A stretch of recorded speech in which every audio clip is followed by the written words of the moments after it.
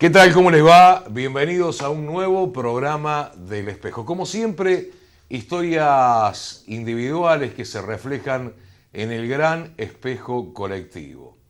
Hoy, otra historia de vida, pero también una historia de vida que tiene una particularidad más allá del arte. Tiene mucho que ver el arte también en esta historia de vida, de un símbolo ya que tiene la ciudad de Río Tercero, diferentes esculturas, ya lo va a explicar quien tuvo la responsabilidad de llevar adelante esto que tiene que ver con la memoria, esencialmente. Pero después de la pausa, conocemos de quién se trata.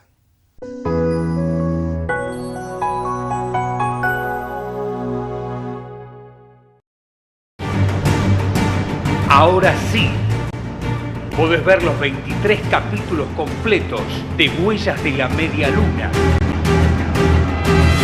Suscríbete en YouTube, en Pilieca Producciones.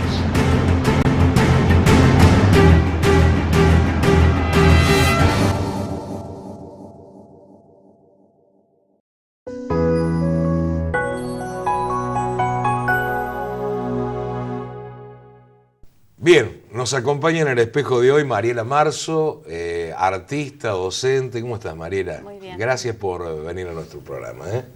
Bueno, y decía en la introducción, la autora de una de las obras que hacen a la memoria de la ciudad de Río Tercero, ¿no? La plazoleta de la memoria, precisamente, en donde se recuerda a las víctimas del terrorismo de Estado en el país. Ya vamos a hablar de eso porque sí. Digo, te pregunto, Mariela, ¿es la obra más importante en tu carrera? Sí, sin dudas. Sí, creo que es la que va a trascender más en el tiempo. Es, desde mi parte, como el mayor regalo quizás que le puedo hacer a la ciudad y que va a quedar ahí en el paso del tiempo. Otras obras... Sí, pueden ir, venir, a lo mejor hasta cruzar fronteras, irse a otro país, pero bueno, esta es muy nuestra, muy propia. Ya vamos a hablar inclusive de lo que fue el descubrimiento de dicha obra, porque por ahí hay una equivocación, ¿no? Vos me vas a corregir. Cuando se habla de monumentos, se va a inaugurar, no se inauguran, se descubren. ¿Es así? Sí, según. O sea, ya se ha instalado el tema de la inauguración. Ahí estamos viendo imágenes de sí, acá en realidad, ¿no? Sí, fue más descubrir porque fue tan emotivo el momento donde los familiares de estas personas desaparecidas justamente descubren ese lugar donde lleva el nombre de cada familiar. Esa noche tuve la oportunidad de estar ahí y es muy fuerte el momento en donde las familias, los familiares de las víctimas del terrorismo de Estado, porque digamos hay desaparecidos y personas que bueno, pudieron tener una sepultura, pero esencialmente de aquellas personas desaparecidas que tienen por lo menos un lugar en donde llevarle una flor, ¿no? Sí, es más, cuando fue el primer acto del 24 de marzo, después de haberlo inaugurado, realmente se me volvió a hacer un nudo en la garganta ver ramos de flores, que como que si lo tomaban como justamente lugar de memoria, ¿no? de sepultura, pero ver ramos de flores que dejaban, es como que de nuevo volvió a moverme todo. ¿Cómo llegas, Mariela, a hacer esta obra, digamos? Mira, tuvo muchas vueltas, porque yo sé cómo es, pero recordalo, ¿no?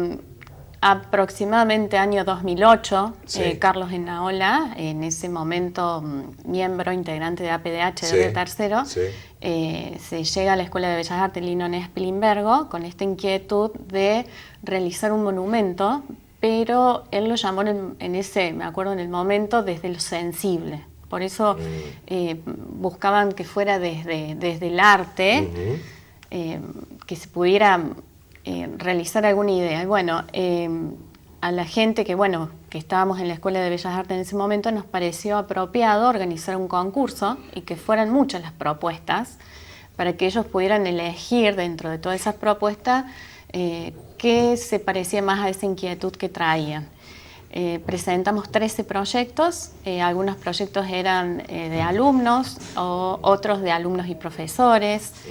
Y bueno, a partir de esos 13 trabajos, ellos se reunieron acá en Río Tercero, se reunieron con gente de APDH de Buenos Aires y ahí eligieron la propuesta de mi autoría. Bien.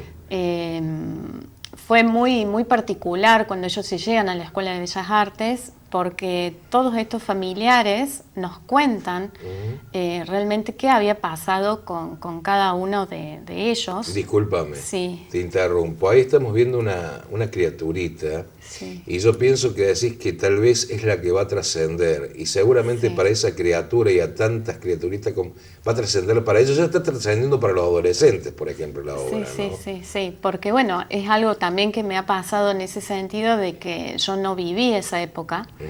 Era muy chiquita y tuve que ponerme a estudiar un montón de posturas y leer, porque realmente necesitaba elementos como para poder decir, bueno, hacemos memoria, pero memoria, si bien todos sabemos qué pasó, pero ¿desde dónde? ¿Desde dónde me quiero plantar para hacer memoria?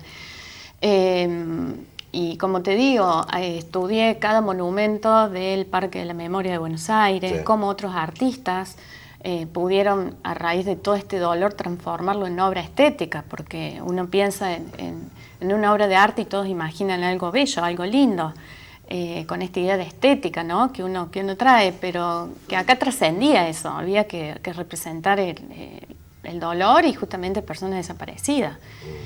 Y bueno, fue muy, como recién te estaba contando, cuando fueron todos estos familiares a contarnos su historia a la escuela, la historia que a mí realmente me atravesó fue conocer a esta niña que había quedado dentro de un armario que contaba Chela Pesina, que era su sobrina. Carolina. Y justo mi hija en esa época tenía esa misma edad. Entonces ahí es como que esto me dije, no puedo dejar de participar. Así yo no haya vivido esta historia, no puedo dejar de participar.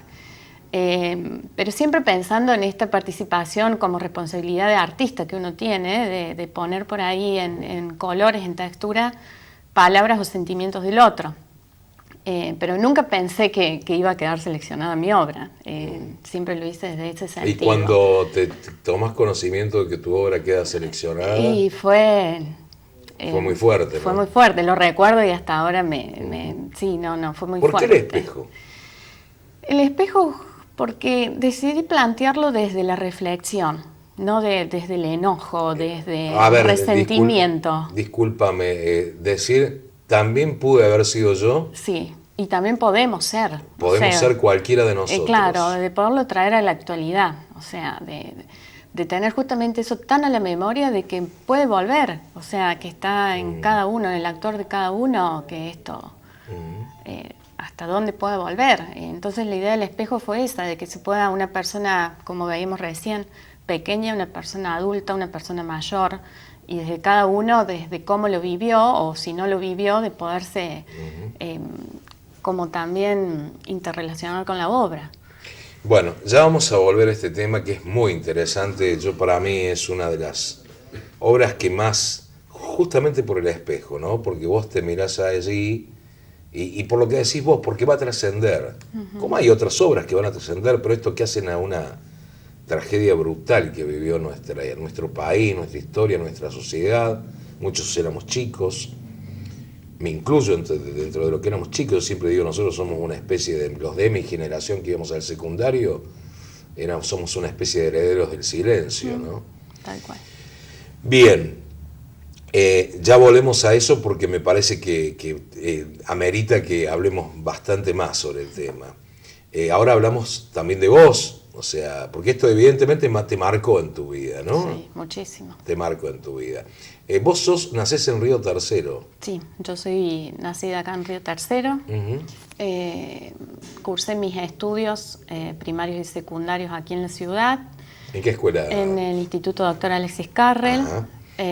Paralelo a mi secundario, cursé Magisterio en Artes Visuales en la Escuela de Bellas Artes Lina Unidad Spilimbergo, que en esa época se podía hacer en paralelo al secundario, que que, bueno, siempre quedó la anécdota que yo vivía de uniforme realmente, porque pasaba de una escuela a la otra con el uniforme. No parabas. Y cuando egreso del Alexis, me acuerdo que mi pollera gris, de esa época que así era el uniforme, tenía algún residuo de pintura, porque bueno, era mi uniforme, era mi ropa.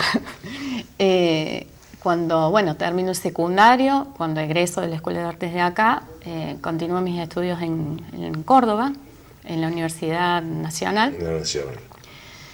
Cursando 2 carreras, profesorado superior en artes visuales y licenciatura en grabado, que es la especialidad que y que es la que aplicas en esta obra, ¿no? Y sí, básicamente desde que terminé la universidad me dediqué a hacer grabado y bueno, actualmente soy docente de grabado en la Escuela de Bellas Artes. En la escuela, sos docente en la Escuela de Bellas Artes y además también en... soy docente en la Tecnicatura Superior de Artes Visuales en la Escuela de Bellas Artes y en la carrera de profesorado a nivel inicial y profesorado en primario del Instituto Dr. Alexis Carré. Bueno, ¿los marzos siempre han sido Río Tercero? No, en realidad... ¿O son parte de lo cosmopolita que es Río Tercero, que arribaron acá por las fábricas? Sí. Mi familia, una partecita de parte de mi mamá, de Tancacha, y de mi papá, de Córdoba. Y bueno, terminaron en Río Tercero, pero... ¿Por cuestiones laborales? Sí, por cuestiones laborales. Bueno, ahí estamos viendo una fotografía. ¿Eso es cuando te recibiste? Sí, ese es uno de los títulos de licenciada en grabado. Licenciada en grabado. Sí, que mucha gente por ahí piensa que en arte no se estudia. Y yo tengo el recuerdo de que yo vivía con 2 compañeras, una estudiaba medicina y la otra fonoaudiología, y más de una noche yo me quedaba haciendo trabajos y estudiando. O sea, digamos, es algo que es innato también, pero que bueno, después lo podés desarrollar con el estudio. Sí, tal cual. Hay grandes artistas que no han estudiado, pero bueno, pero digo... Sí, pero de una manera u otra siempre uno estudia. Siempre vas estudiando. Sí. Bueno, está bien, está muy bueno lo que decís. De una manera u otra uno siempre estudia. Siempre se nutre de algo. En lo que vos elegís vas leyendo, vas aprendiendo. Sí, yo tuve la suerte de poder cursar, a lo mejor de pasar por una academia, como se le llamó en su época, pero conozco muchos otros artistas que de manera autodidacta también se formaron. Digo, son distintas maneras, pero formación hay. Bien. Bueno, Marzo, ¿de dónde proviene ese apellido? De origen italiano. Es italiano, sí, Marzo, italiano. Sí. El nombre de un mes. Sí, bueno, fue la cargada de toda la vida. ¿Sí? Sí. Marzo, desde profesores, que cuando me hacían pasar al frente a dar una lección, pase abril, o las llamadas esas de teléfono. ¿Los profesores te hacían bromas? Sí, también. Pero bueno. No se privaban de nada. No. Siempre con afecto. Con afecto, claro. Sí. Bueno, de tu familia, tu papá, tu mamá, hermanos, ¿cómo se conforma tu familia? Mi familia de origen, mi mamá, mi papá y un hermano mayor. Recuerda el nombre de Susana, Humberto, mis padres, y mi hermano mayor, Marcelo. ¿Vos en qué año naces? En el 80. ¿Es una indiscreción preguntarle? No, 1980. En el 80. Tengo 38 años. O sea que naces, digamos, volviendo al tema de ya en los últimos años de la dictadura militar. Claro, ¿no? Sí, por eso, como decía recién... de la dictadura cívico-económica militar clerical, o sea, hay que agregarle todos esos nombres. Todo ¿no? eso. Sí. Claro, es justo ya en la última partecita y muy chiquita, o sea, no tengo recuerdos de la época. Tuviste que rearmarlo todo después. Tuve que rearmar todo. Bueno, y tenés tu propia familia. Y mi propia familia, mi esposo Carlos, y 2 hijos, Maitena, de 12 años, y Benjamín, de 5. ¿Qué representan eso? ¿Son tu mayor obra de arte? Sí, sin duda. Uno, te lo pregunto como artista, como ser humano, como mamá, se ve proyectado en los hijos, ¿no? Hablando de proyecciones recién. Y totalmente, porque ellos son como una partecita nuestra y yo a veces veo en mis hijos que sin querer, queriendo, siempre nos acompañan a todos lados. Cuando veía recién algunas fotografías, en alguna de ellas estoy con la panza de Benjamín o con la panza de Maitena, entonces como que ellos siempre también estuvieron involucrados en todo esto. O cuando recién también te contaba esto de que escuchar a familiares y uno sin querer es como que va mezclando sí, inevitablemente, ¿no? Y ellos están presentes en todo. ¿Por qué decidiste estudiar, o sea, hacer arte? ¿Nació con vos de chiquita? Sí, yo creo que nació conmigo.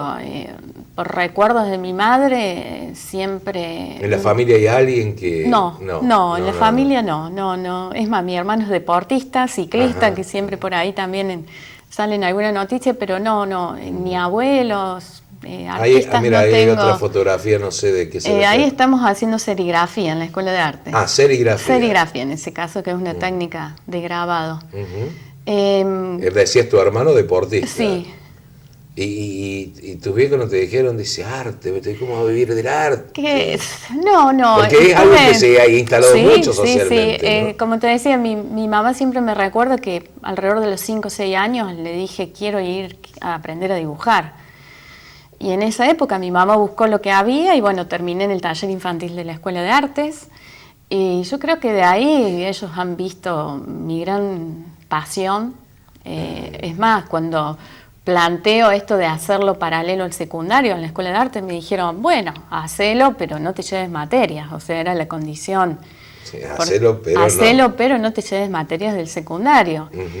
Y también recuerdo las veces que mi madre me ha ido a retirar del secundario para poder cursar materias que tenía más temprano en la Escuela de Artes. O sea, siempre traté de hacerlo de esa manera responsable. Te ayudaron mucho tus padres. Muchísimo. ¿No? Ahí estamos viendo con chicos, ¿no? Sí, esa actividad me invitaron del taller infantil de la Escuela de Arte, justo que estoy diciendo ahora, de que fui alumna.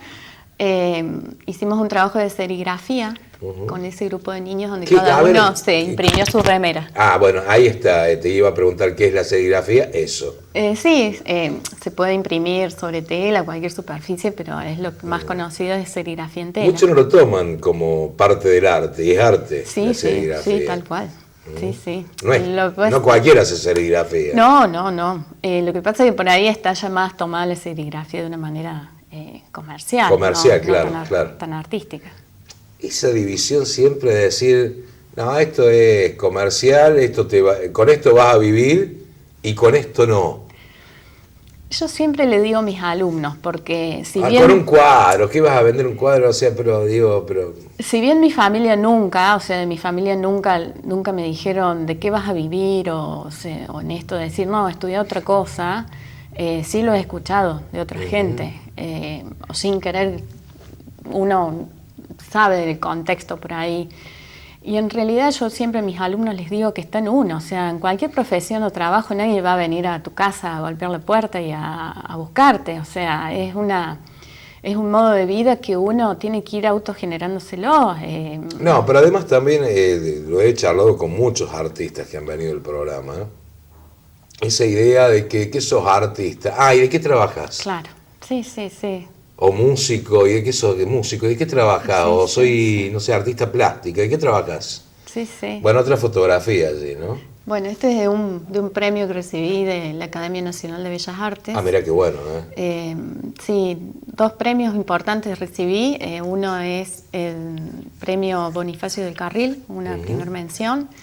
Y esta mujer es Irene Pécora, que es una de las impulsoras, bueno, ya falleció, de la Academia Nacional de Bellas Artes. Y en este caso fue una muestra en el Centro Cultural Recoleta, que recibí también. ¿Cuál es tu artista preferido, digamos, en lo que vos haces a nivel nacional? Si 1, 2, 3, no sé, ¿tenés? Tengo muchos en realidad, no podría nombrarte uno. Según las épocas también, las etapas o cómo voy conociendo su obra, pero no podría decirte uno. Sí, tengo mucha gente que me gusta mucho su trabajo, su manera de trabajar, muchos artistas cordobeses que he tenido el gusto de trabajar con ellos y tengo una gran admiración, pero así artistas preferidos.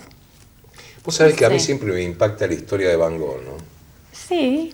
El tipo se murió y los girasoles fueron su obra que se vendieron millones de dólares después, sin saber él. Sí. Que él lo hizo porque le gustó hacerlo.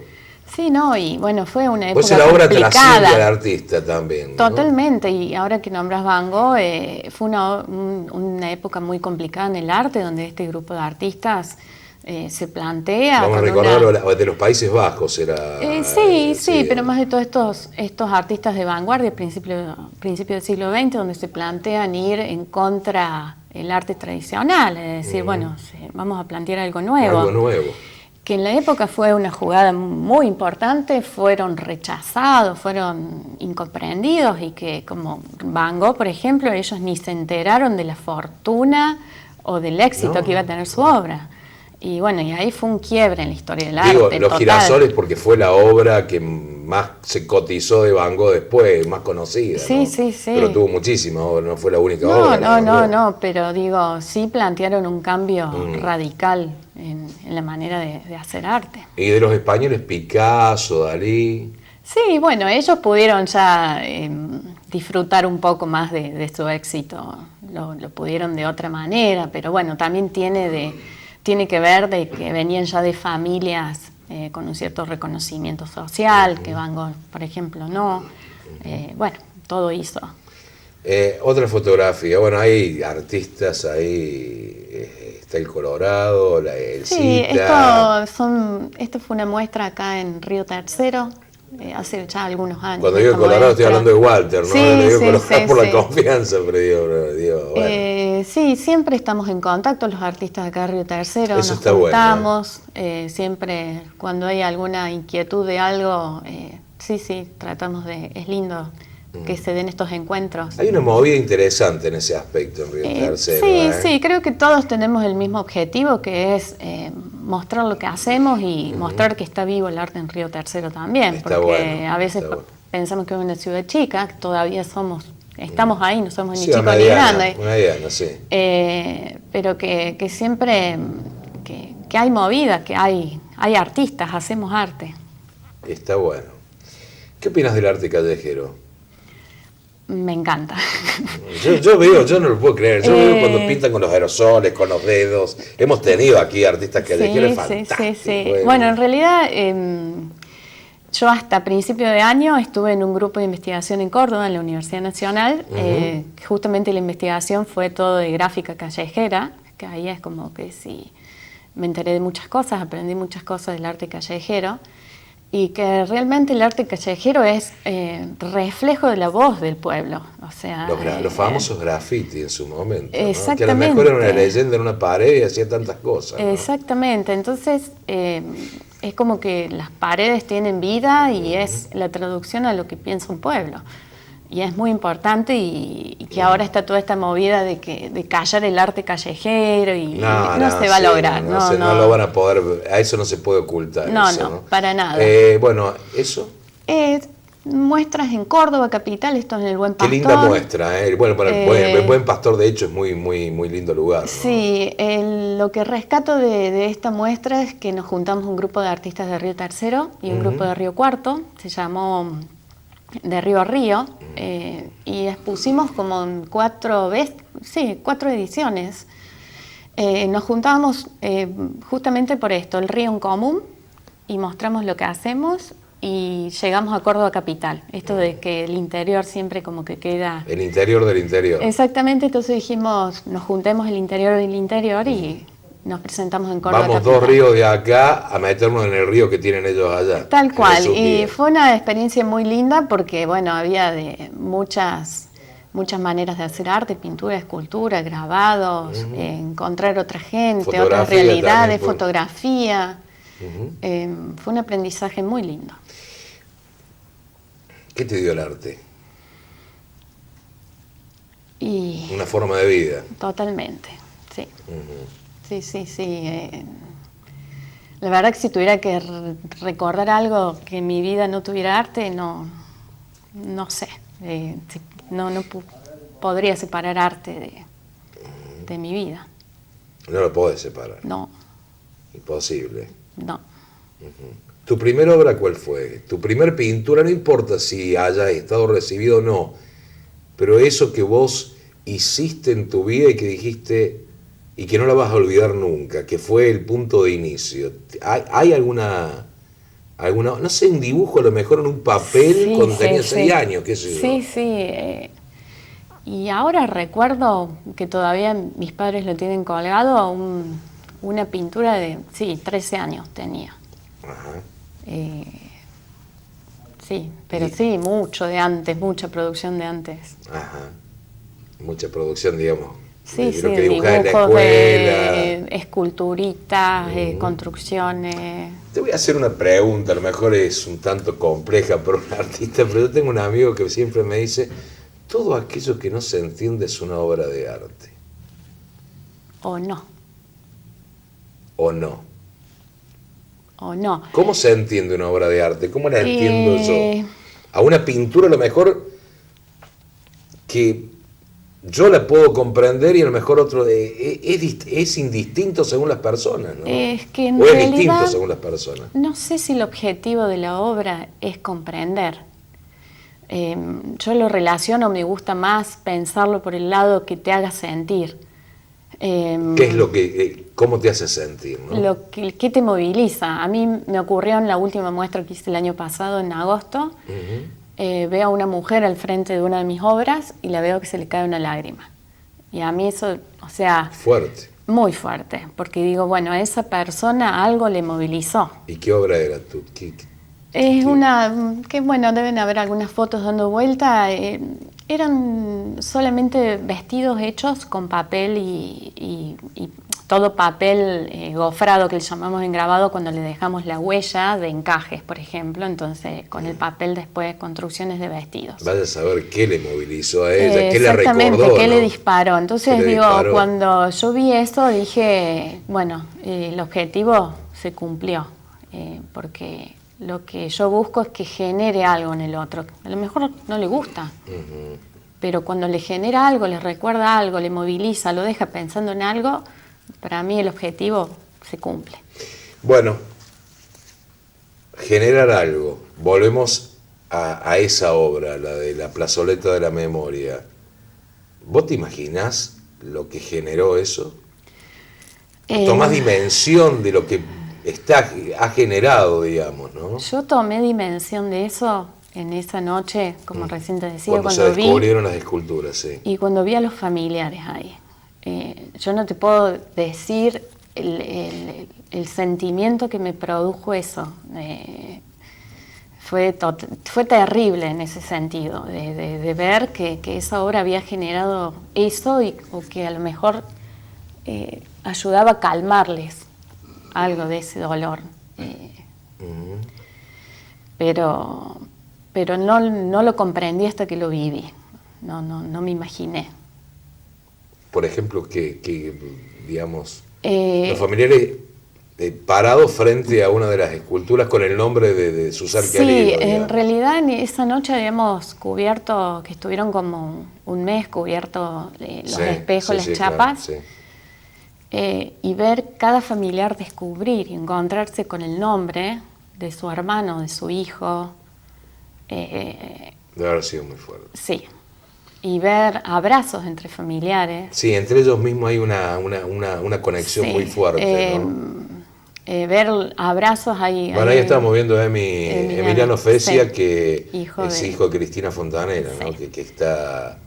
que es una de las víctimas del terrorismo de Estado, ¿no? Y es uno de los chicos que yo siempre digo a Emi, tuviste la suerte que no te llevaran, que no se lo apropiaran, porque era muy chiquito. Muy chiquito, muy chiquito. Esto ocurrió, bueno, vamos a recordar el caso de Emi en Buenos Aires, ¿no? Ocurre su caso, que matan a sus padres y queda muy chiquito. Fue en Buenos Aires. Durante muchos años responsable de La Perla, del centro... Sí, creo que está a cargo todavía. Sí. Licenciado en Comunicación Social. Sí, y creo que está a cargo de La Perla. Sí, de La Perla. Alguien muy comprometido, ¿no? Sí.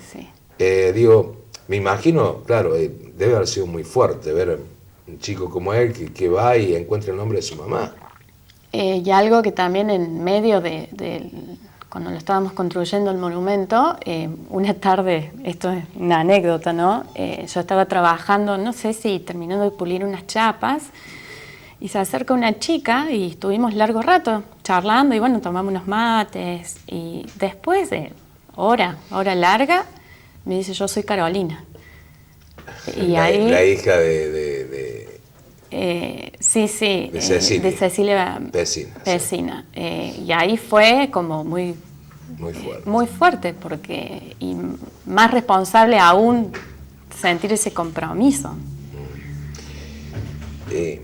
Hay algún dato que a mí siempre me ha llamado la atención y que habla de nunca este monumento, como otros que hay en la ciudad, pero hay otros que sí, pero este monumento, a pesar de que hay gente, ciertos anacrónicos que no entienden lo que se siente con esto, porque no se ponen por el espejo ese en el lugar del otro, pero nunca fue agredido. Nunca. Nunca fue agredido, digo, que lo hayan pintado. No. Cuando APDH decide llevar a cabo este proyecto, lo primero que se planteó fue, bueno, ¿cómo vamos a mantener en el tiempo estas chapas, sin rayarse, sin pintarse? Hicimos un estudio que, bueno, si llegara a ocurrir, se pueden sacar, volver a pulir, porque es acero, bueno, no hizo falta. No hizo falta. Es más, a mí algo que también me llamó mucho la atención en el momento cuando ya estaba listo el monumento y solo había que hacer pruebas de luces, que lo cubrimos todo con nylon. Nadie sacó un nylon. Estuvieron 2 o 3 semanas cubiertas, o sea, puesto como justamente para proteger. Y nadie lo tocó. No lo tocó. Estábamos recién viendo ahí en una fotografía a Enrique. El hijo del único desaparecido que se lo llevaron de Río Tercero, al escribano Vicente Fernández Quintana, ¿no? Sí.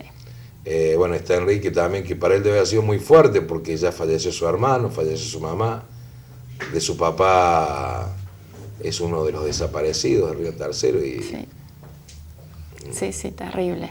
¿Vos hablaste con todas las familias de...? Sí, los conocimos en ese encuentro que estuvimos en la Escuela de Bellas Artes, donde todos nos contaron la historia, cómo fue la situación, que cada uno desaparece, en qué lugar, bueno, fue muy duro. Y después, mientras íbamos construyendo este monumento, Fernando Martinelli, que es hermano de Tito. Bueno, en esa época eran todos integrantes de APDH, entonces fue todo un trabajo en conjunto. Si bien la idea fue mía, pero el trabajo que han hecho ellos, de conseguir los materiales, de muy comprometidos con la causa de sus familiares, ¿no? No, fue un trabajo en conjunto. El momento de probar las luces, todos estaban ahí, o sea... fue muy lindo haber conocido este grupo de gente también. El Tito Martinelli, que inclusive es uno de los desaparecidos de antes del golpe de Estado, cuando comienza a actuar la AAA, del año 75, desaparece, es una de las víctimas del terrorismo de Estado. Y digo, a mí me quedó grabado siempre la imagen, porque antes de tu monumento una plaquita se descubrió por primera vez, porque la sociedad riotercerense, como muchas ciudades de este tamaño tal vez, es como que ocultaron ese pasado, no quisieron comprenderlo, no sé por qué. Y yo recuerdo cuando se descubrió esa plaquita que está en la avenida San Martín, al frente de la Plaza San Martín, con el nombre de las víctimas del terrorismo de Estado. Yo no voy a olvidar nunca una de las mamás, la mamá de Tito, creo que fue. Estaba con un ramo de flores amarillas y llorando frente a esa plaquita, y yo pensaba, pensar que esta mujer nunca le va a poder llevar una de esas flores a su hijo, pero por lo menos tiene un lugar. Ahora tiene otro lugar. Sí.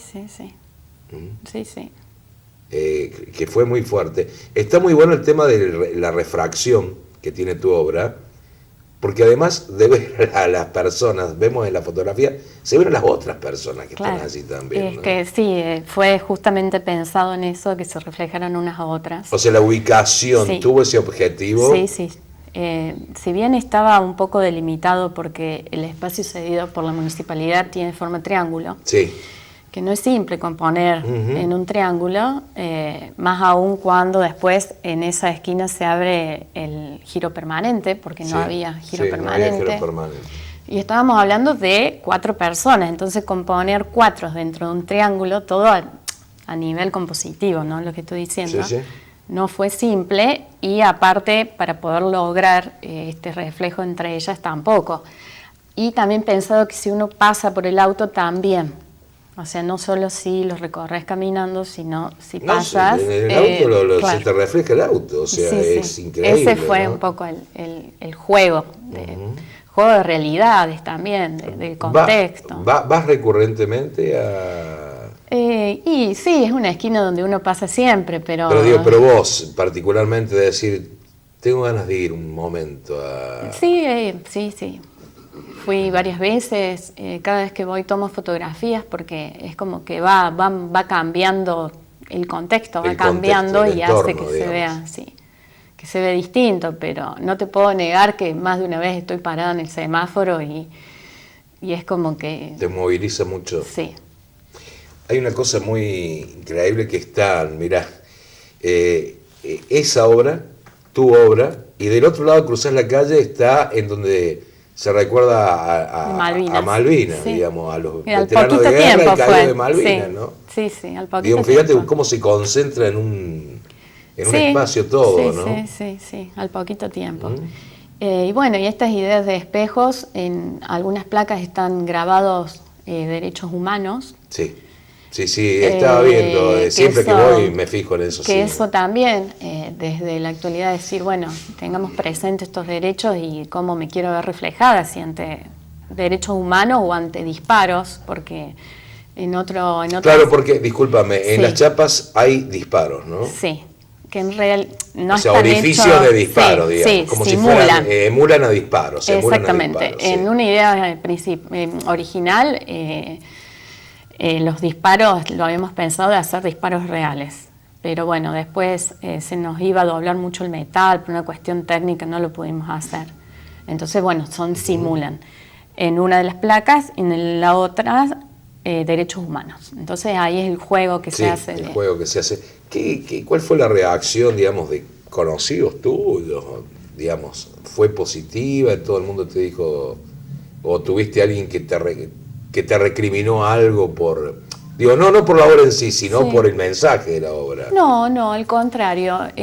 Todos los años me llaman de distintas escuelas que si puedo llegarme al lugar cuando hacen recorridos históricos o con profes de historia, que se les puede ir a contar, o sea... no, al contrario. Sentí por parte de la población de Río Tercero que... aceptada. Ahí estaban sin las chapas. Sí, ahí estaban. Se estaba estructurándose la obra. Ahí se estaba armando. Bueno, también tuvimos que hacer todo un estudio. El arquitecta casaleño me dio una mano enorme, Matilde sí. Para hacer todos los cimientos, porque bueno, todo esto que uno ve para arriba está bien agarrado por bien debajo, tomado, sí, claro, bien, porque es una de las esquinas, digamos. Sí, es una de las esquinas de Río Tercero donde todo viento que pasa por ahí. Pasa por ahí, es cierto. Sí, entonces, bueno, también tuvimos que prever eso. Y bueno, y siempre pensando en la permanencia en el tiempo, porque los monumentos históricos lo que tienen es esto, sin pensar que la lluvia, el viento, la tierra, el calor... Se la está soportando muy bien. Sí, pero digo, bueno, fueron todas cosas que por ahí el común de la gente mira lo que ve, pero por detrás hay mucho de todos estos estudios. Vos me dijiste que tuviste que estudiar mucho, leer mucho. ¿Qué te generó eso? Y... según los días, bronca, angustia... todo junto. Todo junto. Es más, me acuerdo que... Incredulidad, incredulidad creyendo, pero diciendo no puede ser que hayan hecho esto. Exactamente, sí. Es más, nosotros un día miércoles me acuerdo que teníamos que entregar la maqueta y yo no llegaba por cuestiones de tiempo y me reenojé porque me sentía tan parte de esto que digo, tengo que participar sí o sí, y bueno, y no llegaba, y me acuerdo que quedó la maqueta en casa, y cuando llego a la escuela me dice una compañera, tenemos hasta el viernes. Así que a la noche fue volver a buscar la maqueta, que yo ya medio que la había abandonado, porque digo, no puede ser de todo esto, que justamente todas estas sensaciones que me provocaron, que no quede en algo. ¿Esto hizo un clic en tu vida? Y sí, sí, yo calculo que sí. Sí, sí. Vos me decís a vos, y para los chicos, para la posteridad, me decías tus hijos tenés de 12... Y de 5. Bueno, de 5, pero de 12 años. ¿Te pregunta o le contaste por tu obra, le explicaste? Sí, sí. Aparte ella es como que siempre estuvo al lado mío, si más de una foto están ellos ahí. Están ellos ahí, claro. Y es como que sí, desde mi postura le quedó demasiado claro. Sí. Bueno, esa imagen que es recurrente, la hemos tenido en 2 oportunidades. Esta es una obra que no me acuerdo si con esta había ganado un concurso en Córdoba. Ajá, pero ¿qué es? ¿Un malevo? Sí, es una serie que traté acá toda la violencia en el trabajo, emocional, y bueno, viene un poco por ahí. Todo un tema, Viene todo un tema. Esta es un camafeo, que es una técnica de silografía que está todo tallado en madera. Ajá. En grabado siempre trabajamos con una matriz, y que con esa matriz después podemos hacer múltiples impresiones. Esta es de la misma, de la misma serie. Todo tallado en madera. Y genera después cosas, yo digo, recién te preguntaba, Mariela, digo, y esto genera cosas, evidentemente, porque a quien lo ve, depende de la interpretación de cada uno también. Sí, ¿no? Aparte, bueno, siempre en mi obra la cuestión social está muy presente. ¿Por qué está siempre presente la cuestión social en tu obra? No sé, siempre son temas que por ahí me despiertan cierta inquietud o me dejan pensando de cosas que pasan y que, bueno, desde mi parte puedo contarlo de esa manera. ¿Y por qué sos docente además? Porque es otra gran pasión que siento. Cuando recién te contaba que estaba en el secundario y que aparte hacía la escuela de artes, tuve la suerte de poder trabajar en 2 escuelas rurales. Ajá. 17 años tenía en esa época. Y digo, tuve la suerte porque realmente descubrí que también es una vocación, que me gustó mucho y que cuando empecé el profesorado en Córdoba yo sabía y quería ser profe. O sea, si bien yo tengo compañeros artistas y que nada más alejado que ser docente, yo en realidad disfruto de mi trabajo. Tengo el privilegio y el placer de trabajar en una escuela de bellas artes, donde que no es poco. Que no es poco, porque uno puede aplicar y trabajar cosas muy específicas. Y realmente tengo el máximo de horas, pero porque lo elijo y lo disfruto. ¿Y qué te dan los chicos? ¿Y las chicas y los chicos? Trabajo con gente adulta. ¿Y con sí. los adultos? Sí, sí, trabajo con gente adulta porque en las 2 escuelas es de nivel superior.